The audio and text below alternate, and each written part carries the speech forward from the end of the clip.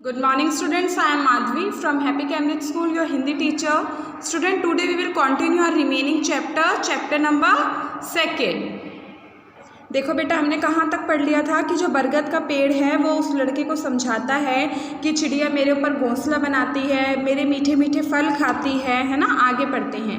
देखो तो प्रकृति कितनी सुंदर ढंग से अपना काम करती है। कौन कह रहा है ये लाइंस? बरगद का पेड़ कह रहा है लड़के को कि देखो ये जो प्रकृति है वो कितने सुंदर ढंग से अपना काम करती है। लड़के ने कहा, मुझसे गलती हो गई बरगद दादा, मैंने इस तरह तो सोचा ही ना था, मुझे आपके बारे में कुछ और बताइए। लड़के ने क्या बोला, उससे अपनी जो गलती थी वो रियलाइज़ हो गई। उसने बोला, हे बरगद दादा मुझे माफ़ कर दीजिए, मुझसे गलती हो गई, मैंने मतलब ऐसे सोचा ही नहीं था, मैंने आपके फलों को छोटा देख के आपको छोटा समझ लिया, मुझसे बहुत बड़ी गलती हो गई, मुझे अपने बारे में और कुछ बताइए। बरगद बोला, पहली बात तो यह है कि प्रकृति से दोस्ती करो। बरगद दादा ने क्या बोला, पहली बात तो यह है कि आप प्रकृति से दोस्ती करें। प्रकृति मीन्स क्या होता है? नेचर, भगवान की बनाई हुई जितनी भी चीज़ें हैं उनसे दोस्ती करें, उन्हें वेस्ट ना करें। जैसे कि हमारा वाटर हो गया है ना, उसे वेस्ट मत करो, उससे प्यार करो। हम सब एक दूसरे से कुछ ना कुछ लेते हैं। मेरे फल चिड़िया का भोजन है, मेरी शाखाओं पर उनके घोंसले हैं। पेड़ क्या कह रहा है, बरगद का पेड़, कि प्रकृति से दोस्ती करो, क्योंकि हम सब एक दूसरे से कुछ ना कुछ लेते और देते हैं, है ना। तो वो क्या कह रहा है कि मेरे जो फल हैं वो चिड़िया का भोजन है। चिड़िया ऐसा तो है नहीं घर में अपना खाना बनाती है, नहीं ना।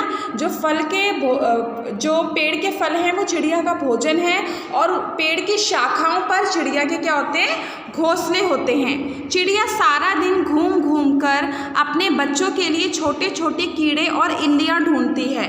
जो चिड़िया होती है वो क्या होती है? सारा दिन घूमती है और अपने बच्चों के लिए छोटे छोटे कीड़े मकोड़े और इल्लियाँ ढूंढती हैं। इल्लियाँ मेरे पत्ते खाती हैं और चिड़िया उन्हें खाकर मेरी मदद करती हैं। देखो, जो इल्लियाँ होती हैं वो क्या होती है? पेड़ों के पत्ते खा जाती हैं, है ना।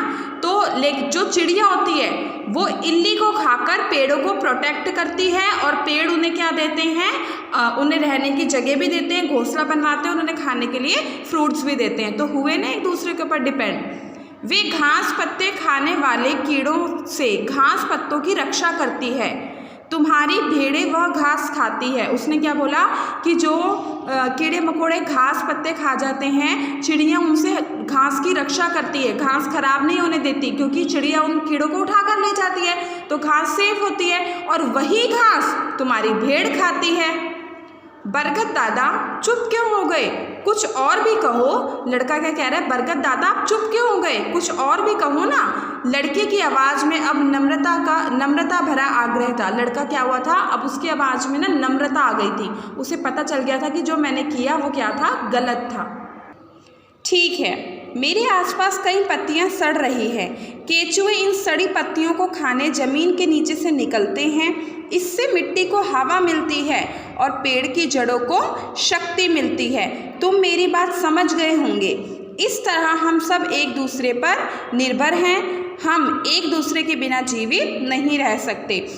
बरगद दादा जो थे उन्होंने क्या बोला कि जो उसके आसपास जो पत्तियां सड़ रही होती है ना, केचुए ज़मीन के अंदर से उन पत्तियों को खाने के लिए निकलते हैं। तो जब केचुए निकलते हैं ना तो मिट्टी के अंदर होल हो जाता है। उस होल से पेड़ की जो जड़ें होती हैं उनको हवा मिलती है, और पेड़ को क्या मिलती है?